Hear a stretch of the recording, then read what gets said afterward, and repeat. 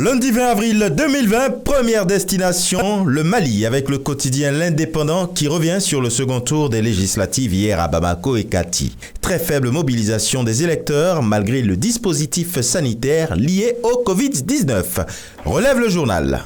Dans sa livraison du jour, le quotidien gabonais L'Union écrit « Confinement vers un tour de vis, point d'interrogation. Gratuité des transports pour tous, marchés ouverts tous les jours, nombre élevé de services dits essentiels, contrôle insuffisant voire inexistant dans de nombreux quartiers. La première semaine de confinement du Grand Libreville aura révélé bien des faiblesses.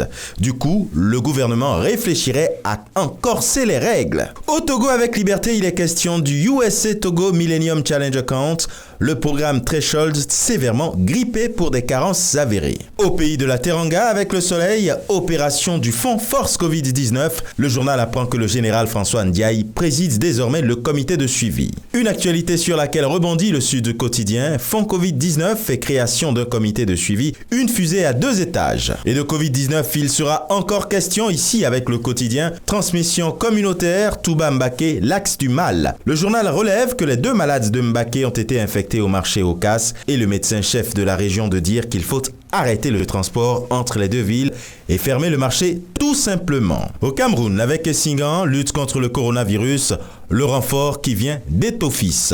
Lit-on. Et le quotidien dit qu'en matière de Covid-19, justement, la presse envoie un SOS au président de la République en estimant que la corporation est en danger. Reprise des cours en manchette du Messager, la navigation à vue du gouvernement. Le Premier ministre annonce la rentrée des classes le 1er juin alors que le taux de contamination du coronavirus prend des proportions inquiétantes dans le pays. En Côte d'Ivoire, avec le jour plus rumeur de vaccins contre le Covid-19, Yopougon, Abobo, Port-Boué, Koumassi, ce qui se passe dans les hôpitaux, le témoignage du personnel soignant. Et politique, avec le nouveau réveil présidentiel de 2020, une transition sans Ouattara, demande le journal. Et maintenant avec le sursaut, Covid-19, contournement des mesures barrières, des gens créent des mosquées et cellules de prière dans leur maison. Et au Bénin maintenant, dans sa livraison du jour, le quotidien La Nation écrit « Riposte contre le coronavirus, où en sommes-nous ?» demande le journal. Et pendant ce temps, Fraternité lui s'intéresse plutôt à la politique, avec Martin Assogba qui,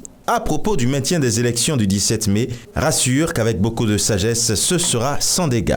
Les élections qui reviennent avec le pays émergent, mais cette fois-ci c'est le CADHP qui ordonne la suspension des communales du 17 mai 2020. Et en Afrique du Nord, El Watan écrit « Mosquée fermée, confinement et risque de contamination au Covid-19, un ramadan inédit pour les Algériens ». Et maintenant du côté du royaume chérifien avec Le Matin, le ministère de la Santé met en garde contre tout relâchement dans l'application des mesures édictées et rend hommage aux cadres médicaux et aux éléments de l'autorité publique. Ce sera tout pour aujourd'hui. Prudence, vigilance et surtout respecter les gestes barrières. Bon début de semaine et à demain.